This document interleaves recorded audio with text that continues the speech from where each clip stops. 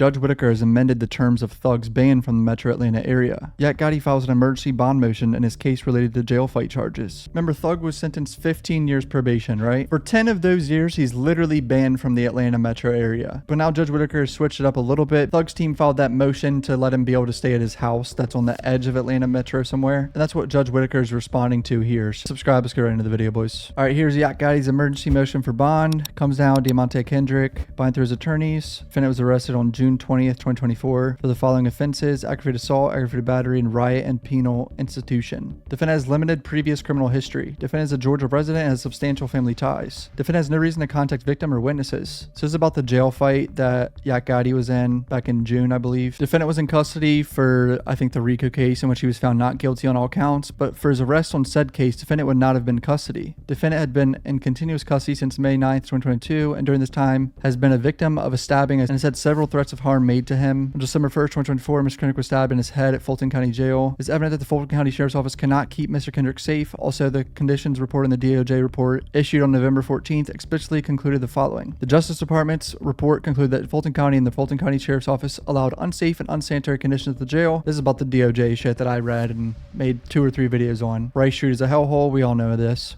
As a result, people incarcerated in the Fulton County Jail suffered harms from pest infestation and malnourishment and were part at substantial risk of serious harm from violence by other incarcerated people, including homicide, stabbings, and sexual abuse. The unconstitutional and unlawful conditions at Fulton County Jail have persisted for far too long, and we are committed to working with the Fulton County and Fulton County Sheriff's Office to remedy them. If granted a bond, defendant will follow all conditions deemed necessary by his honorable court. Defendant will appear at all future court dates and will not commit any criminal offenses while out on bond, will not leave jurisdiction of this court, and will not be a danger to any witness, person, or property. I mean, come the fuck on. It's a jail fight that I'm sure Rice Street could have stopped or avoided in some way if it was more of a safe jail. I know that's a weird thing to say, safe jail, but trust me, that jail's a hellhole and they don't even try at protecting their inmates. Same motion was filed for his contraband case too. Shannon has a final plea scheduled for Tuesday, December 17th for all his remaining cases before Judge Belinda Edwards. Could be the day he finally gets home after being the RICO. His lawyers have consistently indicated he's close to a resolution. Yak Gotti also has a bond hearing that day, so both of them could potentially go home on Tuesday next week. Shout out AV to the 7th Power. Her channel will be down in the description below. She got Ashley Merchant to explain how shitty the RICO statute is in Georgia. And you're going to be mind blown, dude. This is such a disaster. It needs to be changed. Civil law, you have summary judgment. And so for your viewers, you know, that's basically you bring a civil lawsuit, you get evidence, you get depositions and stuff, and then the lawyers argue if there's enough evidence to even force everybody to go to trial. We don't have that in criminal. One of the reasons in theory is because we have a grand jury. But the grand jury doesn't hear everything. They hear the prosecution side. And they only hear what the prosecution wants. So it's not adversarial and it's not really, you know, it's not really the mechanism to weed out cases. Because we don't have that mechanism, we need to have some guardrails. And I think RICO is one of those types of statutes where we just don't have those guardrails. Mm-hmm. And so how I could best explain it is in the federal system, we've had racketeering charges for decades. Yes. Yeah. You never see trials like YSL in the federal system. The reason that's true. And you know why is because they have a DOJ manual. So they have rules. The federal system has to follow rules. Guess who doesn't have to follow rules, right? Take a wild fucking guess. So in federal, you have to look at the structure and the discretion. So for the federal system, yeah, it's a little political science lesson here for your viewers. So in the federal system, the attorney general dictates policy for every single federal prosecutor across the country. So the U.S. attorney for Atlanta, for example, in the Northern District, they work for the attorney general. So they can't go and say, I want to use RICO this way. They have to follow. Okay. No, even though the law, even the statute says they can, they have a DOJ manual and they have to follow that DOJ manual. So it's an internal administrative rule that's set by their president, the attorney general, sets it and says, all of you have to follow this. You can't indict 20 people. Like whatever the rule is, you can't do that. Guess who can indict 20 plus people? So for the state of Georgia, every single prosecutor in the different counties, they're not ruled by anybody. There's no president. There's no attorney general. So in the state of Georgia, Fani Willis is not accountable to anybody. Nobody can give her a DOJ manual. Nobody can give her administrative rules. She has a law. She can use it however she wants.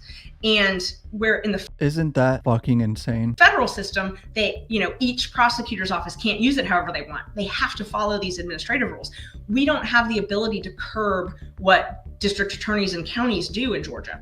So the only way to do that is change the statute, put the guardrails in the statute. It's the only way. Doug Weinstein said, I think my crusade to reform GA RICO statute has legs. Ashley Merchant seems on board. It's fucking insane that this statute has no guardrails for someone like Fonnie Willis to use it as however she wants to use it. Kind of terrifying, to be honest. And it doesn't make much sense because you would think federal systems, the people that handle all that are more qualified than someone like Fonnie Willis, but they have to follow rules and she doesn't. Almost seems backwards in my opinion. Order modifying special conditions of probation. With HelloFresh, you get farm fresh pre-portioned ingredients and seasonal recipes delivered right to your doorstep. Skip trips to the grocery store and count on HelloFresh to make home cooking easy, fun, and affordable. That's why it's America's #1 meal kit. We all love the holidays and we know how busy of a time it is. HelloFresh makes mealtime manageable, saving you from searching for recipes and all the grocery shopping. It's 100% online and all you do is pick your meals and it's delivered to your door. And there's always something for you to enjoy on HelloFresh's weekly menu, with 50 chef-crafted recipes to choose from every single week, plus customizable options to make your meals just how you like them, boys. You'll be able to easily satisfy every craving. I've been eating these meal kits for a few months now and I can notice my energy levels are better. My mind is more clear and I don't have that afternoon fog that you usually get when you eat bad food. And it saved me time, boys. Time to make videos for you guys. You don't have to think about it. You just set it for the week and then you get it to your door. It's so sick. I would recommend the meat and veggies meal kit because you get your adequate protein intake and then also some veggies on the side, obviously. Trust me, you'll be feeling better within a few weeks, I'm telling you. Get 10 free meals at hellofresh.com/freecuff. Applied across 7 boxes, new subscribers only, and varies by plan. That's 10 free HelloFresh meals. Just go to hellofresh.com/freecuff. Go purchase America's #1 meal kit, boys. Appreciate you guys. Here's the rest of the video. Based upon the consent/no objection of the probation officers in the state of Georgia, as well as the state of Florida, to modifying Mr. Williams' sentence in above referenced case, it is hereby ordered that if there are no violations of probation within the first 3 years, on or about October 31st, 2027, Mr. Williams can thereafter visit his home at the address located in the city that has been provided under seal. The specific address given to probation for up to 2 weeks at a time, up to 4 times per year, non-consecutive. So he can't go to his house for another 3 years, and only then after 3 years